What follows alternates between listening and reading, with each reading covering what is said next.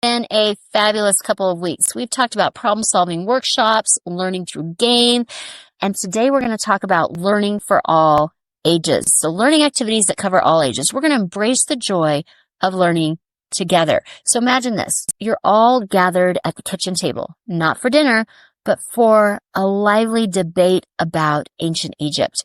Your 6-year-old is building a pyramid out of building blocks, while your 12-year-old is passionately arguing about hieroglyphics. What are you doing?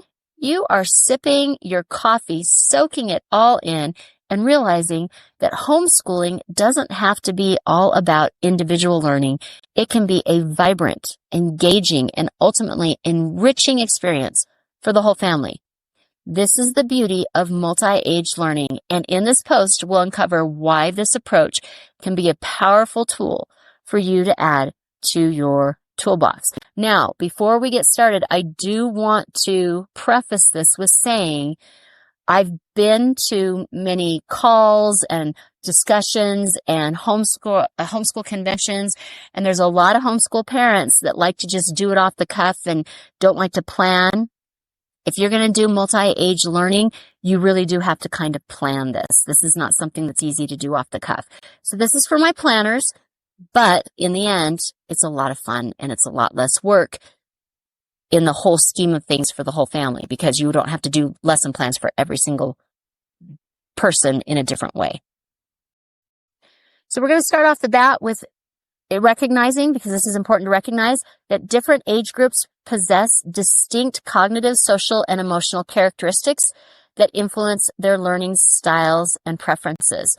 So before we get started in all of the examples and the fun stuff, we're going to talk a little bit about those age groups and some things that will make it easier when you're designing these activities if you have activities geared towards those age groups and the things that are more for that group in activities. Factors that we're going to consider are things like learning pace, attention span, individual interests. And in order to create effective educational activities, you're going to want to address those varying needs and incorporate elements such as interactive storytelling, problem-solving exercises, and project-based learning.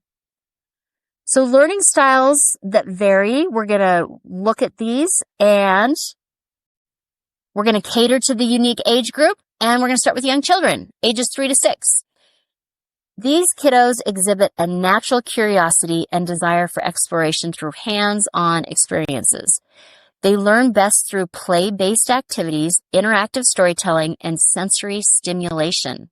Their short attention spans require frequent breaks and opportunities for physical activity.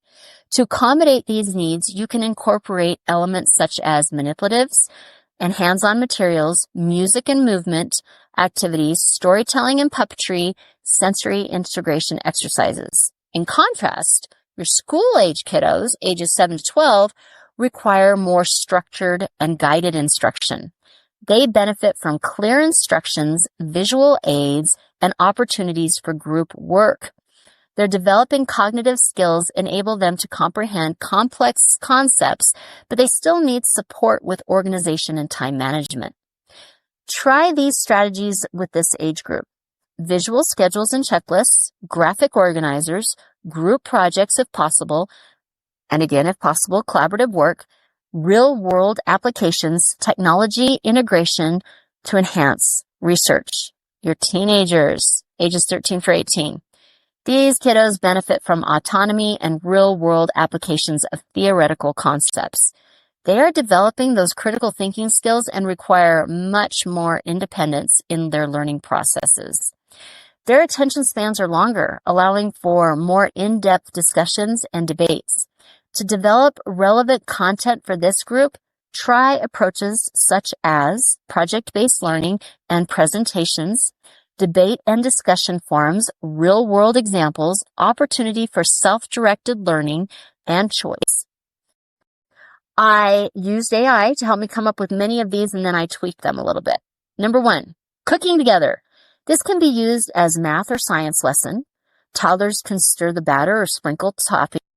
Young elementary can measure ingredients, stir batter, or decorate cookies. Older elementary, preteen can follow recipes, use basic kitchen tools, or make simple meals like pancakes or sandwiches. And teens can measure ingredients and follow recipes independently. Teens can also do all the budgeting, the clipping. Your later elementary can also do coupons. There's all kinds of things you can do with that. 2, collage. This can be used to culminate any lesson. Toddlers can glue and pre-cut shapes onto paper. Young elementary can cut and paste themed materials like animals or shapes onto poster boards. Older elementary preteens can create vision boards or explore specific topics such as book theme, characters, or world studies. Teens can create detailed boards related to specific topic or thematic art. 3, gardening, science, and geography. Toddlers can plant seeds in small pots. Young elementary can plant flowers, label plants, and water small pots. Older elementary preteen can learn about photosynthesis and maintain a garden, including weeding and harvesting. Teens can plan and maintain a vegetable garden. They can actually do all the engineering of it, the water, how that all works out, where people will walk. 4, DIY science experiments. My examples show experiments for different ages. You can do the same experiments, but ask the varying age groups to look for or contribute different parts of the experiment. So toddlers watch simple reactions like baking soda and vinegar fizz. Young elementary, mix colors, freeze water to explore states of matter or create slime. Older elementary, preteen conduct more involved experiments like making a baking soda rocket or testing soil pH levels. That soil pH levels could also go back to that gardening. Teens conduct guided experiments like building a volcano or growing crystals. 5, building with blocks or Legos. This is spatial awareness, engineering, and problem solving. Toddlers stack simple towers. Young elementary build simple structures like houses or vehicles. Older elementary or preteen construct complex designs like moving machines or themed Lego creations. Teens create complex structures or working machines with Lego Technic. 6, creative writing or journaling, language arts, and critical thinking. Toddlers, dictate a short story to you while you write it down. Young elementary, write short stories with writing prompts. And if your kiddo isn't ready for writing, they can actually write the story in pictures.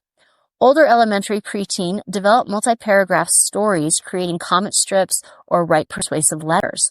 Teens, develop short stories, poetry, or scripts. 7, art projects. This is creativity and imagination, can also be used thematically for any unit.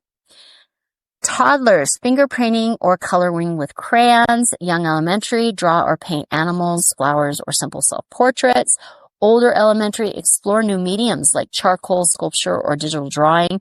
Teens, explore sketching, watercolor, digital art, or pottery, or welding.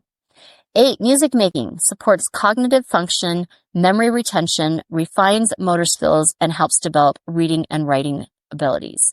Toddlers, bang on drums or shakers. Young elementary, learn rhythm by clapping along to songs or playing tambourines. Older elementary, preteen, learn basic songs on instruments like keyboards or ukuleles.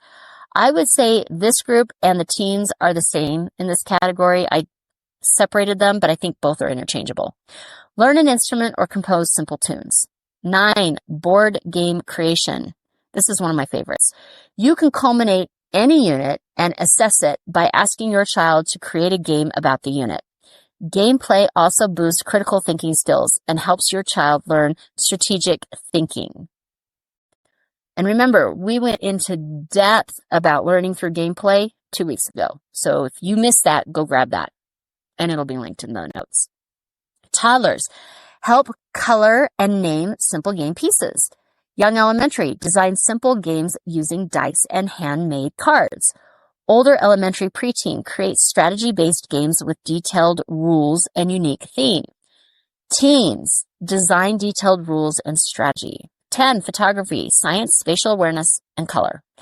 Perspective and creativity. Toddlers, take fun snapshots with a simple camera or your phone. Young elementary, take simple snapshots of favorite toys, pets, or family members. Older elementary, preteen, learn about framing, light, and basic photo editing using apps. Teens, experiment with angles and filters and learn how to use different software to achieve this on their phones. 11, nature walk and scavenger hunt. I love story hunts and use them for a reward or for reading or an intro to a unit or book. Nature walks can also be used in science and art. Toddlers look for colors or shapes in nature. Young elementary, look for items like leaves or acorns or bugs to collect and discuss. Older elementary preteen, use a checklist to identify specific plants, birds, or ecosystems and record observations. Teens, identify plants, animals, or geographical features. 12, storytelling. This is a lot of fun when used as a history lesson. Your child becomes a person from the past you just studied. Toddlers, act out fairy tales with puppets. Young elementary, retell classic stories with props or stuffed animals. Older elementary preteen, write and act out original skits or try improv games. Teens, write and perform plays. 13, puzzle challenges. Improve critical thinking, enhance logical reasoning, and build cognitive skills. Toddlers, match shapes or colors. Young elementary, work on age-appropriate jigsaw puzzles or simple riddles. Older elementary, solve multi-step logic puzzles, brain teasers, or practice in family escape room at home. Teens, solve jigsaw or logic puzzles. 14, upcycling crafts. Reducing waste, conserving resources, and using creativity. Toddlers, decorate cardboard boxes or jars. Young elementary, turn jars into pencil holders or decorate cardboard tubes. Older elementary, pre-purpose old t-shirts into bags or create homemade gifts like candles. Teens, create trendy items like tote bags or organizers, and they can even make something really well and sell it, making this a finance lesson as well. 15, dancing or movement activities, which is fitness, coordination, and it challenges your child's brain to think differently. Toddlers, follow simple dance moves. Young elementary, follow along to dance videos or play freeze dance. Older elementaries or preteens, learn choreographed routines or join dance-based fitness classes. Teens, learn choreographed dances or martial arts. 16, movie making. Fosters communication skills and visual literacy skills. Your child can make a video about any subject, allowing this to be a method that can be used as part of a thematic unit. Toddlers star in simple home videos. Young elementary create short stop-motion videos. Older elementary preteen write, film, and edit short films or documentaries using basic video editing apps. Teens write scripts, direct, and edit films. 17, read together. This is one of the most important ways a parent can help their child with academics. Don't underestimate the read aloud. You can read a book that is themed to any unit you are teaching. Toddlers, picture books with interactive elements. Young elementary, read aloud favorite picture books or beginner chapter books. Older elementary, start a family book club or explore novels and nonfiction together. Teens, start a family book club and discuss novels. 18, coding, math, science, and technology. Toddlers, use coding toys like Bebot. Young elementary, play coding games like code.orgs, puzzles, or use beginner-friendly robots like Dash. Older elementary preteens, start learning Scratch, Minecraft, coding, or simple Python projects. Teens, learn programming language through platforms like Scratch or Python. 19, cultural exploration. This is fun when learning about new places in a history or geography unit, but it can be used for many different projects in school. Toddlers, taste foods from different cultures. That can also be wrapped into the cooking at the very first suggestion. Elementary, listen to music or try crafts from different cultures. Older, research cultural traditions, cook dishes, or create presentations about different countries. Teens, research traditions or festivals. 20, sensory lesson. Enhances sensory processing, improves fine motor skills, and promotes exploration. Toddlers, texture exploration bins. Young elementary, DIY slime or Play-Doh creation. Older elementary preteen, blindfolded taste or touch test. Teens, sensory circuit or challenge.